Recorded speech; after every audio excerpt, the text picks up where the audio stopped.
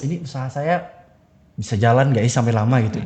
Saya buat kue lapis aja sampai riset di kampus gitu. Makan, pengen sehat, mengurangi kolesterol sebagai. Parit Baru Podcast, here we go. Oke, halo, selamat datang podcast Parit Baru. Kembali lagi teman-teman di kegiatan kita Bincang Bisnis, kuliah kerja mahasiswa pengabdian kepada masyarakat KKM PKM 2024, jurusan Manajemen Universitas Tanjung Pura. Nah, teman-teman, sebelumnya kenalin, saya Dimas Saputra, mahasiswa jurusan Manajemen Universitas Tanjung Pura. Nah, kali ini kita ngadain Bincang Bisnis nih bareng pemateri atau narasumber yang hebat banget nih teman-teman, yang keren. Pastinya keren banget, nanti kita bakalan kulik apa itu bisnisnya yang sedang dijalanin kayak gitu. Nah, tidak lupa juga kegiatan ini didukung oleh komunitas Kejar Mimpi Pontianak, yaitu komunitas pemberdayaan anak muda yang diinisiasi oleh Bank CIMB Niaga. Nah, teman-teman semua, kali ini di depan saya udah ada nih Bang Jamaludin alias Bang James, bener? Oke, Bang James, boleh nih kenalan diri dulu, sapa-sapa ke teman-teman yang ada di YouTube Parit Baru Podcast, silahkan. Saya Jamal, saya masih kawan-kawan mainnya James ketika kuliah, karena dulu sempat di radio. Apalagi ya, sekarang saya lebih banyak ngurus ibu-ibu di pemberdayaan, selain menjalankan bisnis tetap. Mengajar juga di sebuah perguruan tinggi. Oke. Perguruan gimana tuh Bang? Universitas Nahdlatul Ulama yang ada di Kuburaya. Oh, oke. Berarti Abang dosen ya di sini ya. Tapi tetap jiwanya anak muda ya. Oke. Oke nih, ngomong-ngomong Bang Jamal tentang bisnisnya gitu. Bang Jamal itu pendirinya dari Tambol Cake, betul? Betul. Nah, Tambol Cake tuh apa sih Bang? Dulu punya passion masak, jadi ceritanya Bang Dimas. Jadi memang karena suka masak, terus suka teman-teman cicipin gitu kan. Tapi kuenya kue untuk lebaran, kue lapis. Jadi sejak 2014 masih mahasiswa waktu itu, sama seperti kalian. Itu udah 1 dekade yang lalu ya, ternyata saya jadi mahasiswa. Jadi punya usaha kue yang awalnya cuma suka bantu-bantu kakak buat. Terus teman-teman datang pengen pesan, lama-lama jadi bisnis gitu. Jadi buatlah usaha karena kita di lingkungan Melayu dan cari nama khasnya, karena tambol itu adalah ciri khas Melayu gitu, yang artinya hidangan ataupun sajian ataupun kue gitu. Jadi buatlah namanya tambol, kue yang disajikan biasanya khusus buat untuk lebaran saja. Oke, buat lebaran. Kalau berdirinya itu dari tahun berapa Bang? 2014 ya, kayaknya saya semester akhir ya. 2014 saya semester akhir itu udah mulai produksi masif, udah mulai start ke bisnis gitu kan, sudah mulai kayak cari karyawan, sudah mulai targeting produksi kayak gitu. Oke, berarti udah 10 tahun ya? Hampir 10 tahun. Wow, keren ya, udah lama banget pasti. Udah lama banget ya. Oke. Udah lama, harusnya punya 50 cabang. Wah. Oke, soon ya, segera. Soon. Launching langsung 50 cabang. Oke, terus kalau lokasinya sendiri ini di mana Bang James? Dulu sebelum tahun ini baru pindah dapur kita di Siantan, Kota Pontianak. Sebelumnya di Desa Kapur, di Jalan Raya Desa Kapur. Di Desa Kapur sendiri punya rumah produksi karena tinggal di situ sama kakak juga. Jadi full set semua produksinya di sana. Nah, jadi memang karena awalnya dari hobi, kita buka bisnis nggak pakai outlet ataupun nggak pakai galeri ataupun nggak pakai toko, langsung aja pesan by online kayak gitu kan. Jadi produksinya pun by order, dan itu meminimalisir untuk ibu-ibu ataupun siapapun teman-teman yang usaha, mengurangi resiko gagal ataupun resiko rugi gitu. Jadi by order itulah solusi yang terbaik. Oke. Nah, ini namanya dari awal emang Tambol Cake atau dari gimana? awal memang buatnya memang Tambol Cake. Oke. Waktu daftarin untuk PIRT-nya, kemudian sampai ke halalnya, semuanya pakai nama Tambol. Oke, wah Tambol Cake berarti gitu ya. Oke, mantap. Produknya apa aja tadi Bang? Mostly kue lapis gitu, kue lapis yang konvensional masyarakat buat, tapi kita punya ciri khas sendiri. Dulu punya idenya buat kue lapis buah, nah itu yang buat semangat buat usaha ini. Kue lapis buahnya itu niat awalnya supaya buah-buahan baik musiman ataupun gak musiman yang ada di Kalbar itu bisa dimakan kapanpun gitu, dijadikan sebuah hidangan. Dulunya awalnya buat dari jenis nangka, kemudian durian, pisang, stroberi, nanas. Nah, buah-buahan itu diekstrak kemudian dijadikan bahan untuk membuat kue gitu. Dan uniknya tidak ada yang buat seperti itu. Wah, berarti itu edit value-nya Edit dari value-nya dari situ. ya. Wah, keren banget ya Bang James. Oke. Nah terus kenapa sih Bang James pilih bisnis itu dari banyak bisnis yang ada di di muka bumi ini gitu ya jenisnya? Kenapa pilihnya cake gitu? Pertama hobi makan, hobi masak. Oh, oke. Ya, kalau hobi makan, hobi masak berarti passion di situ. Dan saya senang kalau menjalankan sesuatu yang saya suka. Kalaupun gak laku saya makan, saya senang. Kalaupun misalnya yang buatnya kan kalau buat kue ini awal-awalnya tricky itu sering gagal apa. Kalau hangus pun gak jadi, tetap merasa senang saja menjalankannya kayak gitu. Nah jadi memang awalnya karena passionnya di sana, kemudian lihat peluang, lalu karena unik dibandingkan dengan jenis kue yang lain, maka concern di sana. Jadi orang bakalan pesan kue di tempat yang lain, tapi khusus buat kue sesuatu itu harus pesan ke saya, karena nggak ada yang buat gitu. Jadi kue lapis buahnya itu memang khusus saya yang produksi di sini. I think ya Kalbar. Oke. Nah untuk target marketnya siapa tuh Bang kira-kira? Kalau saya memang target maksudnya memang segmennya menengah ke bawah, karena memang kita jual nggak di atas rata-rata mono kayak beberapa brand yang terkenal yang di Kalbar. Mereka memang jualnya di atas 300, 400. Kita masih ada yang di bawah 200 malahan. Nah, jadi satu cetaknya kue itu harganya bisa ada yang 180 gitu ya. Nah, sekarang aja mau di-upin harganya sekitar 200-an gitu, tapi masih tetap di bawah 300. Jadi memang segmennya menengah ke bawah. Kemudian kita pakai sistemnya itu bagi hasil. Jadi saya cari beberapa partner kayak mereka arisan. Oke. Saya tinggal store aja. Satu ibu ini arisannya ada yang 40 cetak, yang ini 30 cetak. Jadi nanti saya tinggal dropping aja ke rumahnya dia sambil saya menjalani yang satu-satu. Jadi dia lagi yang jalankan gitu. Jadi bagi hasil saya jual ke dia dapat untung 20% dari penjualan kayak gitu. Oke, menarik banget ya ini bisnisnya. Wah. Oke, baru denger nih kalau sistemnya kayak gitu juga gitu Bang James. Nah, terus kalau ngomongin tentang strategi marketing gitu. Nah, selama ini strategi marketingnya ada apa aja Bang James yang Bang James sudah terapin di bisnisnya kayak gitu? Tadi saya sebutin memang saya melihat peluang ibu-ibu ini memang mereka punya planning yang bagus ya. Emak-emak ini kan punya perencanaan yang baik gitu untuk beberapa tahun ke depan. Bapak-bapak aja kayak enggak. Jadi mereka serius ini mereka itu aja ya untuk lebaran tahun depan tuh udah mikirin tahun ini gitu. Apa yang mau saya hidangkan. Jadi mereka sudah arisan setahun sebelumnya gitu. Arisan kue ini, arisan daging, arisan apa. Nah saya ngeliat peluang ini kayaknya peluang ini gitu. Jadi saya dekatin ibu-ibu yang punya arisan makan bahan pokok gitu kan. Ada arisan daging, gula, terus sebagainya. Saya juga masukin item kue lapisnya gitu. Jadi mereka ngejalaninnya itu sambil tiap bulan ibu-ibunya bayar 20.000. Setahun terkumpul bisa dapat buat satu jenis cake. Atau mereka ada yang 100.000 per bulan dapat sekian paket kue dan sebagainya kayak gitu. Okay. Nah jadi dengan begitu mengurangi tenaga saya untuk marketing.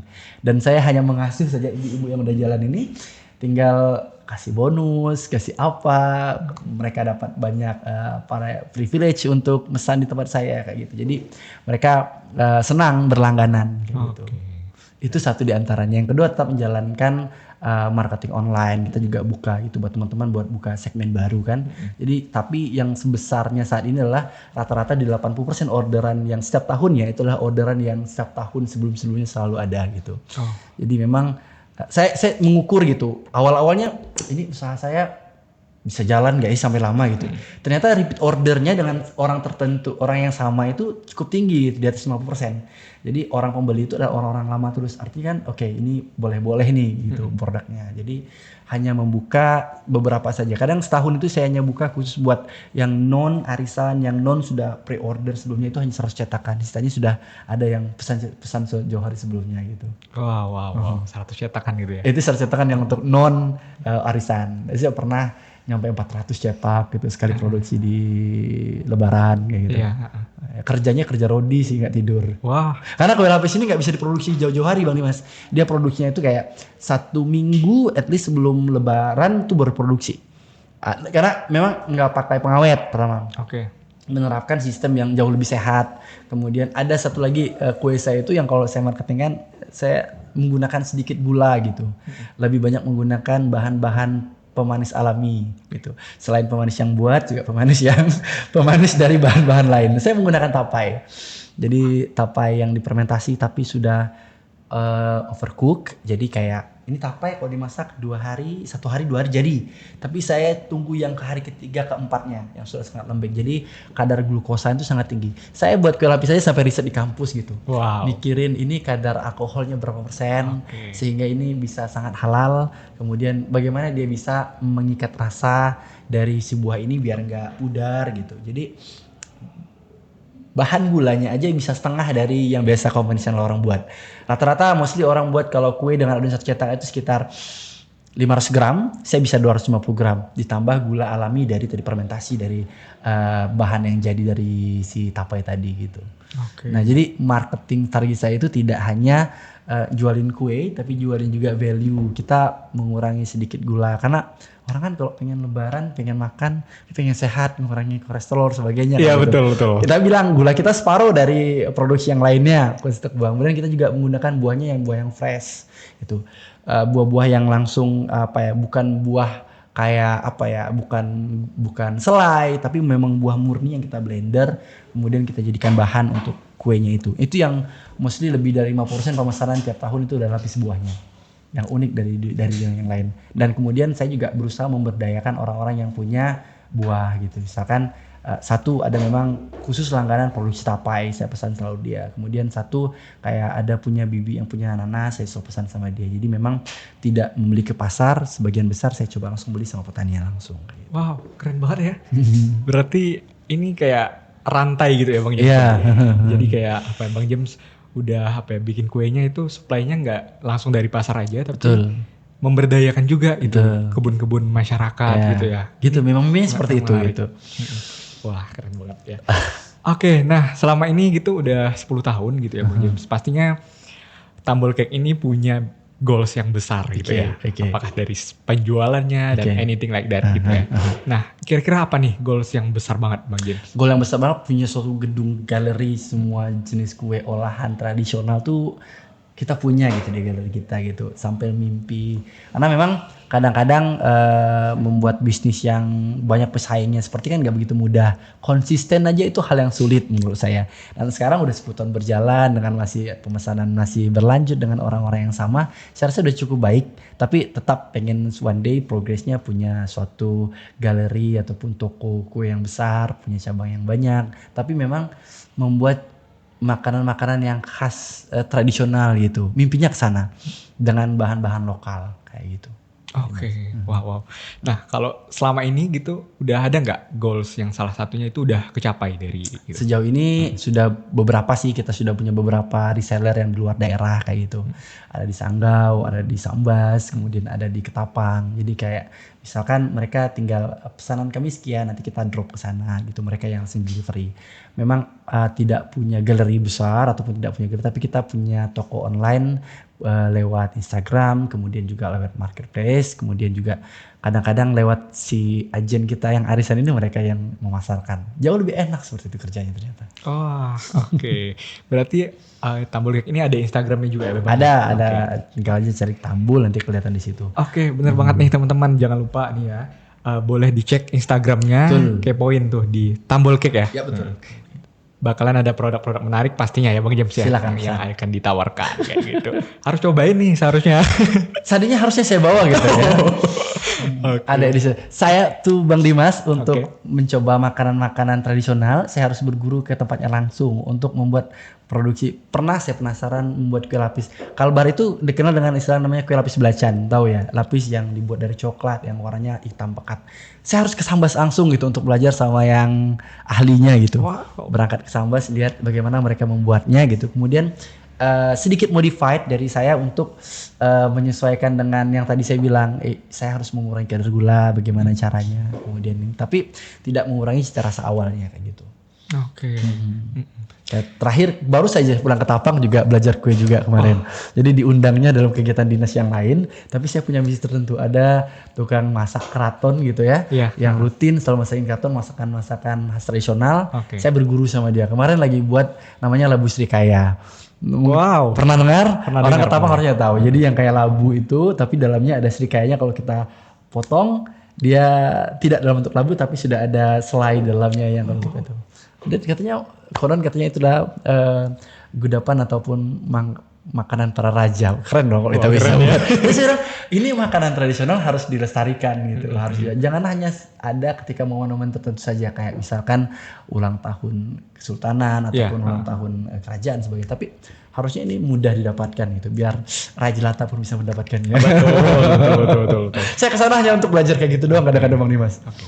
Nah, Berarti ini bakalan masuk list di penjualan tumble cake berarti one ya? day sedang jadi saya belajar tuh original, kakak saya itu yang buat di orang, kak ini harusnya ini original, baru saya pulang sudah inovasikan dengan beberapa rasa-rasa tertentu gitu, yang mungkin kalau rasa original ini adalah otentiknya gitu, yang aslinya mungkin saya pengen coba dengan lidah-lidah anak-anak kekinian kayak gitu. Oke, Bang James. Oke, nah kita balik lagi ke tumble cake-nya gitu ya. Nah ini ada nggak nih Bang James kira-kira prestasinya terbesar gitu selama 10 tahun ini gitu? Apakah udah ada pencapaian tertentu dan lainnya kayak gitu? Dulu waktu saya jadi mahasiswa KKLN kayaknya di 5 tahun pertama itu sudah terpilih tuh menjadi wirausaha muda pemula berprestasi nasional lewat ini aja, lewat usaha kue aja gitu. Terus diundang sama Kemenpora, kita presentasi, kemudian dapat tuh hibah untuk ngebesarin usahanya kayak gitu. Jadi saya pikir itu one of achievement gitu kan. Mereka melihat bahwa ini ada suatu anak muda ngerjain project usaha kue yang konsisten selama 5 tahun, kemudian memberdayakan masyarakat. Jadi konsepnya memang hanya bukan untuk profit oriented bisnis, tapi juga bagaimana meningkatkan value dari hasil produk bumi di Kalimantan, buah-buahan gitu. Terakhir researchnya memang masih di buah durian, buah-buah unggul lokal gitu kan. One day pengen coba buah-buah tertentu yang punya ciri khas rasa tertentu gitu di Kalbar gitu. Nah kemudian achievement yang lain apa ya? Saya berusaha untuk memberdayakan banyak orang. Kalau masalah diproduksi kita bisa sampai karyawannya sampai 10-15 orang. Pas lagi musim gitu mereka kerja selama 7 hari full gitu ya, di luar hari rutin. Jadi ada banyak karyawan yang kerja terus mereka dengan lebaran punya bonus buat lebaran. Wow, mantap ya Bang James ya. Oke, berarti selama puasa gitu ya, udah bikin terus kayak gitu. Kalau puasa akhir-akhir kita buat yang kue kering dulu gitu, kue kering, menemani lah banyak permintaan, bang tolong dong buatkan kue kering kayak lidah kucing, kue melati ataupun kue apa gitu yang kita coba. Oke, kita bisa nih kayak nastar sebagainya kita buatkan, nanti produksi kue lapisnya kurang lebih di seminggu mau lebaran. Oke. Karena kalau dibuat di awal-awal kita khawatir kuenya nggak fresh karena memang nggak pakai pengawet. Kita khawatir juga nanti orang ngelihat oh ini pasti kalau dibuatnya jauh hari pasti pakai pengawet kayak gitu. Makanya buatnya dekat-dekat hari. Sisanya 1 bulan sebelumnya prepare bahan-bahan, kemudian persiapan dapur semuanya. Karena mau tempur kan, tempurnya itu di 7 hari itu seru gitu. Nggak tidur kan. Ya seru sih karena passion. Jadi nantilah kalau kalian merasakan punya usaha yang benar kalian cintai gitu ngerjakannya, pasti mengerjakan tuh penuh dengan kayak kayak menikmati. Saya kalau malam lebaran, saya walaupun karyawan sudah keliling ngantar, saya minta tinggalkan 3 atau 4 spot yang saya ngantarin ke rumahnya langsung, dan beberapa kadang-kadang saya pilih konsumen ini saya ngantar gitu. Surprising gitu, yang ownernya langsung ngantar ke rumah. Biasanya karyawan. Mostly biasanya dosen-dosen saya yang kuliah tuh saya yang ngantarin sendiri gitu. Sama disetorin. Mantap. Karena sensasi ketika bawa kendaraan gitu kan di macet-macetnya mau lebaran, Iya, betul, terus betul. malamnya itu orang lagi takbiran saya masih keliling ngantarin kue. Itu momen yang gak boleh saya tinggalin tiap tahun. Sensasinya ngantarin kue. Walaupun karyawannya kadang-kadang udah ngantarin nih pakai mobil pakai apa ngantarin, tapi saya nggak tinggalin beberapa spot saya ngantarin. Ada juga yang kadang-kadang teman-teman saya gitu yang kurang apa ya, yang memang tahu saya pasti produksi kue, dia mesannya udah mau dekat lebaran, ujungnya kue saya buat di rumah sendiri, kadang-kadang saya jual juga gitu. Terus orang rumah tanya dong gitu kan, kok kuenya udah habis, besok kita buat lagi, tenang, ini laku dijual. Di mana ada otak kesempatan bisnisnya gitu ya, betul. Betul, otak bisnis. Oke. Jadi apa ya, pas ada peluang gitu ya langsung aja gitu ya Bang. Betul. Oke. Tapi satu lagi sih, ada satu harapan tuh pengen, tapi ini effort saya aja yang kurang sebenarnya. Saya pengen jadikan kue ini seperti kue khas gitu buat Kalimantan, buat Kalbar gitu. Kalau misalnya mereka pulang, sejauh ini kan mungkin yang dikenal pulang bawa bingke, bawa apa gitu. Ya, yang mostly betul. tidak bisa tahan lebih dari 5 hari gitu. Saya coba mungkin one day saya mau Untuk oleh-oleh gitu ya. oleh khas gitu. Sempat kepikiran tapi saya pikir saya tipenya suka berada di zona nyaman gitu. Ini udah nyaman sih jalan di sini. Untungnya udah cukup buat jajan setahun kayak gitu kan, udah ntar aja. Teman-teman saya tanya gitu, berapa sih untungnya bang? Enggak sih, produksinya 1 minggu tapi bisa lah buat jajan setahun, kan lumayan gitu. Wow, itu penjualan tertingginya itu berapa banyak? Pernah di 400 lebih cetak gitu. 400 lebih cetak. Itu dikerjain kayak sekitar 10 hari barang kalau karyawan. Itu kayak nyetak uang 40 juta dalam 1 minggu gitu. Wow, keren ya. Nah, itu buat teman-teman kan, jadi pas pertama kali kan itu waktu jadi berapa ya? Zaman-zaman sisa juga tuh rajin banget gitu kan. Produksi sebanyak-banyaknya gitu kan, jual sampai 400 cetak. Sampai akhirnya oke, kita buat limited aja. Satu periode produksi lebaran kita nggak boleh lebih dari 300 gitu. Sekarang kita kasih limit 300 saja gitu. Oh, limit 300. Karena memang karyawannya masih stuck di 15 orang, memang segmennya seperti itu dulu gitu. Sambil nanti memikirkan cabang-cabang yang lain, bukanya produksi tempat yang lain. Khawatir dulu pernah buka pengiriman di luar Jawa. Ternyata memang kalau mengirim kue di luar Pulau Jawa ketika musim mau lebaran itu trafficnya padat. Oke. Jadi kadang-kadang kue tidak sampai tepat waktu dan rusak kayak gitu. delay. Kita kadang-kadang kayak memesan barang aja kan mama lagi banyak belanja kan, belanja baju lebar. Jadi barang kita yang kita kirim lewat pengiriman itu sampainya tidak tepat waktu kayak gitu. Bang Dimas. Nah, itu sih pernah kedalaman, pernah ngirim ke Aceh, ngirim ke luar Pulau Jawa, pernah ke NTB, ke Makassar, yang kirim ke Malaysia, ke Kucing juga pernah kirim kuenya gitu. Tapi dari ada kurang lebih sekitar 20% itu kasusnya misal kuenya sampai tidak tepat waktu gitu dari izin pengirimnya. Oh, saya bilang udah rusak berarti nggak usah dibayar aja nggak apa-apa.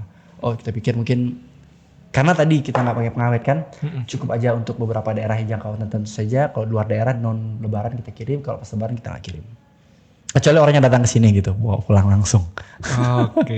Nah, ada tuh teman-teman mau pulang daerah, Ya. mau pulang ke Jawa nih pesan dong 5 cetak, kita buatin nanti kita drop ke rumah dia bawa ke Jakarta atau kirimkan ke teman-teman yang sana lain-lain. Oh, mantap ya. Pernah nggak gitu Bang James selama ini ada fase di mana itu kayak nggak ada yang beli gitu? Nggak ada yang beli, nggak ada yang beli tuh nggak pernah, nggak ada yang bayar pernah. Jadi misalkan halaman Jadi lebaran saya selalu kurang stok gitu. kalau saya buat pasti ada yang beli gitu ya. Hampir setiap lebaran saya selalu kurang stok. Saya udah melebihi, misalkan order di close 200. Saya selalu melebihkan di 220 ataupun 10% dari produksi gitu kan. Selalu 220 tuh habis juga semuanya gitu. Kadang-kadang kawan itu belinya kue yang udah stok buat rumah dan buat tetangga-tetangga yang sudah mau ini, adik-adik saya, abang, kakak semua mau dibagiin, itu harus saya jual juga. Jadi mau lebaran kadang-kadang saya buat lagi gitu. Tenang, besok lebaran kita makan ketupat dulu, nanti saya buat dia dulu. Kayak gitu. Kalau nggak pernah kejual, belum pernah kayaknya Bang Dimas. Nah, belum pernah. Jadi memang selalu stoknya itu 10% kita lebihkan dan selalu habis. Bahkan tahun kemarin aja itu sampai keluarga di rumah ngomong, kenapa varian ini nggak ada? Udah laku kejual walaupun udah masuk list dalam di rumah. Berarti emang udah benar-benar terencana gitu ya Bang James. Udah mengatur produksinya itu seberapa banyak dan kita udah tahu juga gitu ya, berapa banyak nih si pembelinya yang kebutuhan di pasar gitu. Oke Bang James, nah tadi itu ngomong-ngomong ada tentang tantangan gitu ya Bang James. Yes. Nah selama ini ada tantangan yang paling besar banget gitu Bang James. Paling tantangannya pasti kayak pesaingan jual mereka dengan harga yang sangat murah, kadang-kadang sampai kita nggak yakin dia pakai bahan apa bisa jual harga segini gitu. Ya udah kita jalan aja gitu. Okay. Ternyata orang yang satu kali pindah gitu ke produk yang lain, tahun depannya balik lagi kita misalkan bang sorry tolong nggak pesan sama yang lain tuh, ternyata ini nggak sesuai dengan yang digambar atau apa kayak gitu kan. Oh iyalah mungkin lebih murah, tapi kadang-kadang kalau kita menjaga bahan baku gitu, tidak mengganti, bahkan dari awal saya produksi sampai hari ini jenis minyak yang saya gunakan selalu sama, nggak pernah berubah gitu walaupun harganya naik. Terus size dari bahan misalkan telur apa tetap cari yang super yang jumbo kayak gitu, jaga kualitas sih Bang Dimas. Memang banyak opsi-opsi kayak misalkan contoh dalam membuat kue kita ada banyak variasi jenis margarin ataupun butter, tapi kalau kita udah pakai merek tertentu gak usah diubah karena bisa mengubah rasa. Wow. Kayak gitu sih, konsisten aja sih biar pelanggannya masa oke, kuenya ini konsisten dari tahun ke tahun rasanya kayak gitu. Oke, berarti kualitas itu memang harus tetap nomor satu ya Bang ya. Kalau coba buat produk seperti itu nggak boleh berubah kayak gitu. Oke Bang James. Nah terus ngomong-ngomong nih Bang James, tadi itu ada cerita punya 10 karyawan itu. Ya 10 dari 15an yang iya. Nah boleh nih Bang James kasih tips ya, gimana sih tipsnya supaya nge-manage si karyawan itu. Nah kalau karyawan yang banyak itu kan ketika di musim lebaran, karena kita memang produksinya banyak. Tapi kalau di rutin kayak gini ada 1-2 saja yang jalan gitu, kayak banyak order kan, kita kan karyawannya juga kerja paruh waktu. Jadi misalkan ada order di akhir pekan kita suruh dia buat kayak gitu. Atau kadang-kadang karena passion saya juga ngerjainnya bareng-bareng gitu. Oke. Nah kan karena hal yang senang kita laksanakan kayak hobi, ya nimbrung juga gitu ke perusahaan. Karena saya juga ikut bantu saya buat gitu. Tadi karyawannya saya ajak datang ke rumah, ada pesanan nih, ada yang mau nikah wedding, jadi mereka mau pesan kue, atau ada yang arisan gitu, kita buatkan. Jadi kalau order minimal 2 cetak aja kita buatkan untuk kue lapisnya gitu. Tapi kalau untuk brownie sebagainya, kue-kue yang panganan yang ringan itu bisa kita buatin kapanpun gitu. Ada karyawan tetap yang buatnya. Wah, sangat menarik ya. Oke, terima kasih untuk tipsnya Bang James. Nah, ngomong-ngomong Bang James, selain bisnis di Tumble Cake, ada bisnis yang lain lagi nggak nih Bang? Sekarang ada bisnis di pemberdayaan sociopreneur, ada usaha kambing, tanggiling farm di Terantang. Kemudian ada yang satunya lagi barang jalan sama teman-teman punya project Insana, itu kita produknya jahe gitu, jahe lahan gambut gitu. Dua sedang jalan di kampung di Terantang. Memang konsepnya sociopreneur, jadi bagaimana mau usaha tapi prinsipnya sosial, bisa untung bareng-bareng sama yang usaha gitu. Kalau kambing dulu di tahun 2018, berarti udah 6 tahunan jalan gitu. Dari kambing 3 ekor, udah mungkin total semuanya sama yang dijual udah 60 ekor gitu. Kambingnya dititipin sama warga gitu. Ini juga bisnis yang baik menurut saya buat teman-teman yang daripada nabung uang di bank, mendingan uangnya diputarin buat bantu orang gitu. Jadi saya beliin kambing beberapa indukan gitu ya sama jantan, titipin satu rumah. Awalnya 2 orang yang kita berdayakan, sekarang udah lebih dari 10 yang piara kambing. Jadi nanti kalau dia sudah 2 tahun piara dan merasa udah punya kambing sendiri, kita lepaskan dia piara kambing sendiri, kita cari lagi orang lain yang bisa berdayakan. Biasanya dari satu ibu itu kalau dia piara bisa untuk 2 orang selanjutnya yang nyerap hasil dari ternaknya dia gitu. Jadi dia kayak ya akumulasi gitu, awalnya dari 2 jadi 4 jadi 8 yang nyara kayak gitu. Wow, berarti Bang James ini teman-teman banyak bisnis ya ini. Gak cuma di bidang apa ya, di kuliner doang, tapi banyak bidang-bidang lainnya. Ini memang lagi suka-sukanya buat bisnis di bidang pemberdayaan. Karena challenge-nya seru gitu. Challenge-nya mau bicara tentang kita tidak manage produk, tapi manage orangnya gitu. Nah, kalau manage produk udah pengalaman nih di kue lapis gitu kan. Tapi manage orangnya bagaimana punya jiwa entrepreneur, bagaimana orangnya punya motivasi untuk keluar dari zona selalu menjadi karyawan kayak gitu. Nah, itu ya aja tantangan ini. Bagus banget ya, ini bisnisnya banyak nih. Bisa banget apa ya kita kulik nanti di sesi podcast selanjutnya mungkin ya Bang James ya. Oke. Nah, terus kita ada nih Bang James, ada namanya games menarik dari sini gitu. Dia bisa main tuh. Oke, ini ada Bukan soal matematika kan? Kalau soal matematika saya bisa jawab semua maksudnya gitu. oh ini kalian sejarah dia. Oke, ini ada kartu bisa ini Bang James. Silakan. Kartunya oke. Saya ambil yang tengah aja. Silahkan dibacakan dan silahkan dijawab. Oke. Ini yang mungkin agak Work-life balance. Apakah bisa dilakukan? Bisa dong. Kenapa enggak gitu? Kalau kamu bisa ngerjain segala satu hal, kan saya juga berpikir harus barang keluarga, kemudian bisnis, pendidikan, kampus, semuanya tergantung kita aja yang manage gitu. Kita memprioritaskan yang mana yang utama, sisanya kita atur juga waktunya kapan kita space kan buat mereka gitu. Tetap semuanya bisa balance apa yang kita kerjakan. Hari ini saya jadi sang dosen, saya fullkan di satu hari, full saya harus ngajar di sebuah perguruan tinggi gitu. Dari pagi pukul 8 sampai pukul 4 sore saya full ngajar, bimbingan bisa di lain hari. Kemudian bisnis seperti sociopreneur saya fullkan di weekend seperti Kamis, Jumat itu saya pulang kampung, saya ngurusin bisnis yang sociopreneur. And khususnya Sabtu Minggu saya dan keluarga, sisanya saya info diri sendiri untuk belajar lagi. Semuanya bisa dengan balance kalau tidak. wah. Oke. Nah, sebenarnya sesinya udah kelar ya. Oh gitu ya? Ya, betul. Sudah setengah jam. Itu gak nyangka ya Bang James. Iya. Super banget. Belum ceritain mamak lagi yang saya berdaya kami. Oke, benar. Ini menarik Bang James, bisa kita kulik kembali gitu di podcast selanjutnya. Nah, di akhir podcast ini boleh nih Bang James kasih pesan dan kesannya gitu untuk calon pengusaha atau pengusaha yang ada di khususnya Desa Parit Baru atau Kuburaya, atau Kalimantan Barat bahkan Indonesia gitu ya, untuk tetap semangat gitu. Saya segmennya anak muda aja gitu ya kali ya. Boleh. Kalau anak muda yang sedang belajar, sedang sekolah, kalau mindsetnya pengen lanjut sekolah tinggi-tinggi untuk hanya cari sebuah pekerjaan, mendingan gak usah sekolah deh gitu. Mendingan langsung training atau internship, langsung dapat skill sesuatu, langsung kerja. Tapi kalau mindsetnya saya pengen sekolah, improve pengetahuan, biar saya buka lapangan pekerjaan, itu baru bagus. Jadi mindsetnya kalau kuliah itu harus buka lapangan pekerjaan. Kalau mindsetnya hanya buat itu untuk diri sendiri, mendingan training aja. Gak usah ikut perguruan tinggi. Saran dari saya sih. Oke, sampai lagi